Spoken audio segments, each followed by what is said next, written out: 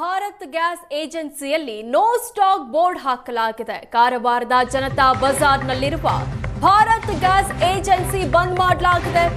Cylinder ಖಾಲಿಯಾಗಿ no stock board ಅನ್ನು ಹಾಕಿದೆ ಏಜೆನ್ಸಿ. ಕಮರ್ಷಿಯಲ್ ಗೃಹ ಬಳಕೆ ಸಿಲಿಂಡರ್ ಸಿಗದೆ ಜನ ಪರದಾಡ್ತಾ ಇದ್ದಾರೆ.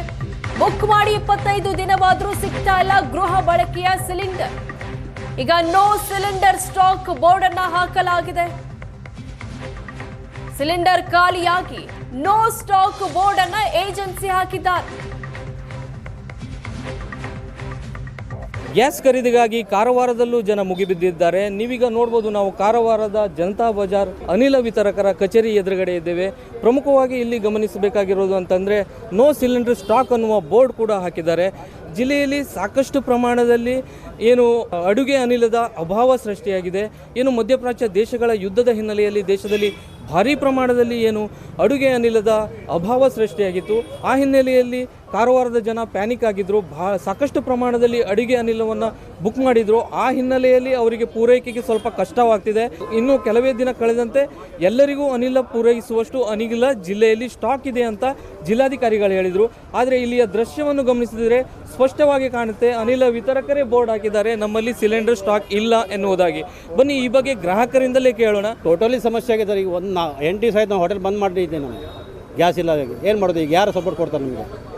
ಇಲ್ಲಿ ನೋಡಿದ್ರೆ ನಾಳೆ ಬರ್ತದೆ ನಾಡ್ದು ಬರ್ತದೆ ಅಂತ ಹೇಳ್ತಾರೆ, ಹೋಗ್ತಾರೆ ಅಷ್ಟೇ. ನಾವು ಬರೋದು ಹೋಗೋದು ಇಲ್ಲಿ, ಮತ್ತೇನು ಕೆಲಸ ಇಲ್ಲ ನಮಗೆ. ಹೋಟೆಲ್ ಬಂದ್ ಮಾಡಿ ಯಾರು ಈಗ ನಮ್ಗೆ ಯಾರು ಕೊಡ್ತಾರೆ? ಬಾಡಿಗೆ ಯಾರು ಕೊಡ್ತಾರೆ? ಏನು ಕೊಡ್ತಾರೆ? ಯಾರು ಕೊಡೋಲ್ಲ. ನಾವೇ ಕೊಡಬೇಕು, ನಾವೇ ಮಾಡಬೇಕು. ಈಗ ಒಲೆ ಅಂತ ಮಾಡುವ ಒಂದು ಸಣ್ಣ ಹೋಟೆಲ್ಸ್ ಒಲೆಲ್ಲ ಮಾಡೋಕೆ ಆಗೋದಿಲ್ಲ ನಮಗೆ. ಈಗೇನು ಸಮಸ್ಯೆ ಯಾರು ಬಿಡಿಸ್ತಾರೆ ಸರ್? ಯಾರು ಸಮಸ್ಯೆ ಬಿಡಿಸಿ ಯಾರು ಇಲ್ಲ ಇಲ್ಲಿ.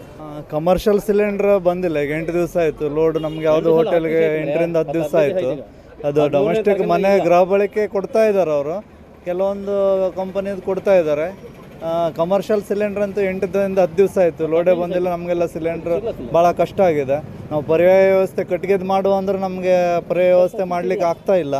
ಇದರಿಂದ ನಮ್ಗೆ ಭಾಳ ಕಷ್ಟ ಆಗಿದೆ. ಹೋಟೆಲಲ್ಲಿ ಸುಮಾರಷ್ಟು ಐಟಮ್ಗಳೆಲ್ಲ ನಾವು ಮಾಡ್ತಾ ಇಲ್ಲ. ಈಗ ಕೆಲವೊಂದು 2-3 ಐಟಮ್ ಅಷ್ಟೇ ಇಟ್ಟು ಏನೋ ನಡೆಸ್ತಾ ಇದ್ದೀವಿ. ಈಗ ಲೋಡ್ ಬಂದಿಲ್ಲ ಅಂದರೆ ಮತ್ತೆ 2 ದಿವಸದಲ್ಲಿ ಆಲ್ಮೋಸ್ಟ್ ಎಲ್ಲ ಹೋಟೆಲ್ಗಳು ಕ್ಲೋಸ್ ಆಗೋ ಸಾಧ್ಯತೆ ಇದೆ ಕಾರವಾರದಲ್ಲಿ. ಇವಿಷ್ಟು ಅನಿಲ ಬಳಕೆದಾರರ ಮಾತಾಗಿರುವಂಥದ್ದು. ಗಿರೀಶ್, ಏಷ್ಯಾನೆಟ್ ಸುವರ್ಣ ನ್ಯೂಸ್, ಕಾರವಾರ.